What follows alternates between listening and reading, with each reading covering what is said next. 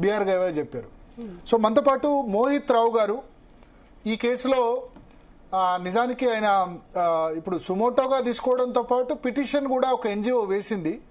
దాని తరపున advocate supreme court న్యాయవాది, ప్రముఖ న్యాయవాది మోహిత్ రావు గారు ప్రస్తుతం మనతో పాటు ఫోన్ లైన్లో సిద్ధంగా ఉన్నారు. మోహిత్ రావు గారు, ఇవాళ సుప్రీంకోర్టు ఆర్డర్స్ ను ఏ విధంగా అర్థం చేసుకోవచ్చు? హలో భరత్ గారు, ఈ రోజు కంచె గచ్చిబౌలికి సంబంధించిన కేసు సుప్రీంకోర్టులో రావడం జరిగిందండి.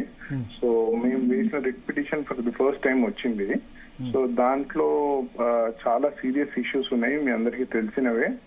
100 acres ఆఫ్ ఫారెస్ట్ వాళ్ళు డిఫారెస్టేట్ చేశారు. అండ్ టోటల్ ఎక్స్టెంట్ వచ్చేసి 400 acres అండి. సో 400 acres లో ఆల్మోస్ట్ 120 acres, సిఇసి రిపోర్ట్ ఏమో 120 acres అంటుంది. And according to the report, in general గా registrar judicial of high court 100 acres వరకు డిస్ట్రాయ్ చేశారు అని అన్నారు. అయితే ఈరోజు దానికి గాను సింఘి గారు ఆర్గ్యుమెంట్ చేయడం జరిగింది స్టేట్ తరఫున. సో వారు ఏం చెప్పుకొచ్చారంటే, మేము అన్ని శాంక్షన్స్ పర్మిషన్స్ ఉన్నాకనే మేము చెట్లని తీసేసాం అక్కడి నుంచి అని అన్నారు. సో దానికి 2 కాంట్రడిక్షన్స్ ఉన్నాయండి.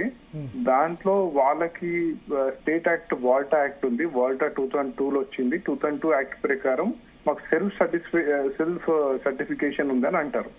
కానీ వాల్టా యాక్ట్ ఎక్కడే కూడా సెల్ఫ్ సర్టిఫైయింగ్ లేదండి. సో జనరల్లీ ఒక చెట్టు కొట్టేయాలంటే ఒక అప్లికేషన్ రాయాలి. ఫస్ట్ ఫామ్ 13 కింద మీరు ఒక అప్లికేషన్ ఇస్తే ఆ అప్లికేషన్ ని కన్సర్న్ తహసీల్దారు, ఫారెస్ట్ ఆఫీసర్స్ అందరికీ అప్లికేషన్ ఇవ్వాలి. ఇచ్చి కన్సర్న్ డ్యూటీ ఉంటది. And there should be a study, అంటే చెట్టు ఎన్నేళ్ళు, దానికి వయసు ఎంత, అండ్ అది కొట్టేస్తే దానికి మనకి ఎట్లాంటి ఇబ్బందులు గురవుతారు, నేచర్ మీద ఇంపాక్ట్ ఏంటి, ఇవన్నీ స్టడీ చేయాలి.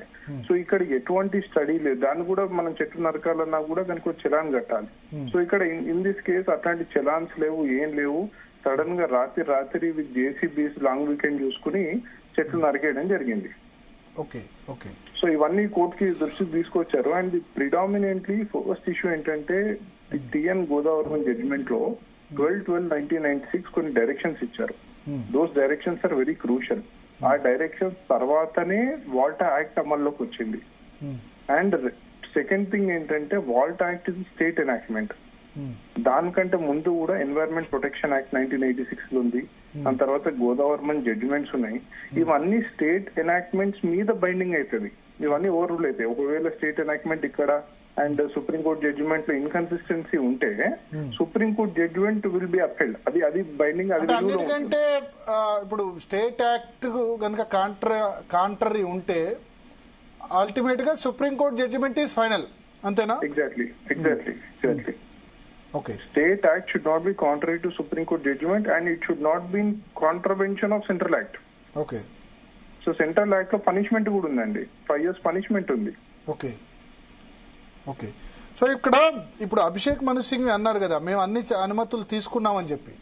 సో వాళ్ళ అనుమతులు ప్రొడ్యూస్ చేశారా? ఎవరు అనుమతులు తీసుకున్నారు? అటవీ శాఖ వాళ్ళు ఏమన్నారంటే, మేము కౌంటర్ సరిగ్గా వేయలేదు, మళ్ళీ డీటెయిల్ కౌంటర్ ఫైల్ చేస్తాము. టీసీ రిపోర్ట్ మాకు పొద్దున ఇచ్చారు. సో మేము డీటెయిల్ కౌంటర్ ఫైల్ చేస్తామన్నారు. అండ్ అటువంటి అనుమతులు, నేను అదే చెప్తున్నా అండి భరత్ గారు, మళ్ళీ ఇది ఒక 200 గజాల్లోనో 100 గజాల్లోనో తీయలేదండి. ఒక 10-15 చలాన్స్ గిట్ట అనుమతి తీసుకోవడానికి. ఇది 100 acres. 100 acres పైన డిఫారెస్టేషన్ జరిగింది. అండ్ దాంట్లో ముఖ్యంగా సుప్రీంకోర్టు అడగడం జరిగింది, అంత టేరింగ్ అర్జెన్సీ ఎందుకు, ఆ 2 రోజులు ఎందుకు డిఫారెస్ట్ చేయాలి అంటే దానికి ఆన్సర్ లేదు. సో అది దానికి ఒక అసెస్మెంట్ జరగాలండి. దాంట్లో 2-3 ఆస్పెక్ట్స్ ఉంటాయి, మీకు చెప్తాను. ఫస్ట్ ఎన్వైరన్మెంట్ ఇంపాక్ట్ అసెస్మెంట్ చేయాలి, EIA అంటారు, అదొకటి. రెండోది ఫారెస్ట్ కన్జర్వేషన్ యాక్ట్ 1980 ప్రకారం సెక్షన్ 2 ప్రకారం మీరు prior approval of central government తీసుకోవాలి ఏ చెట్టు నరికేయాలన్నా. రెండోది 2006 గైడ్ లైన్స్ ఉన్నాయి. 2006 environmental ministry of MOEF guide lines ప్రకారం మీకు క్లాసిఫికేషన్ ఉన్నాయి, కేటగిరీ ఏ ప్రాజెక్టా బి ప్రాజెక్టా అని. ఇది 8A కింద కేటగిరీ బి ప్రాజెక్ట్ కు వస్తుంది. దానికి ఒక ఎన్వైరన్మెంట్ ఇంపాక్ట్ అసెస్మెంట్ చేయాలి. నెక్స్ట్ ఒక్కొక్క చెట్టుకి నెట్ ట్రీ వాల్యూ తీసుకోవాలి. నెట్ ట్రీ వాల్యూ తీసుకున్నాక ట్రీ వాల్యూని అసెస్ చేయాలి. అండ్ కాంపన్సేటరీ అఫారెస్టేషన్ కింద డబుల్ ల్యాండ్ చూపించాలి. ఓకే. చూపించిన తర్వాత అంటే ఒకవేళ ఇంకోటి సెకండ్ క్వశ్చన్ ఇక్కడ ఏమొస్తుందంటే what is the necessary to deforestate? మీకు వేరే ల్యాండ్స్ అవైలబుల్ ఉన్నాయి కదా తెలంగాణలో, ఇదే ల్యాండ్ ఎందుకు తీసుకోవాలి దేంట్లో అయితే ఆల్రెడీ చెట్టు మొలిచి ఫారెస్ట్ లా ఉందో? ఇది డీమ్ ఫారెస్ట్ కాన్సెప్ట్ కూడా గోదావరి జడ్జిమెంట్ లోనే వచ్చింది. ఫారెస్ట్ అవ్వాల్సిన అవసరం లేదు.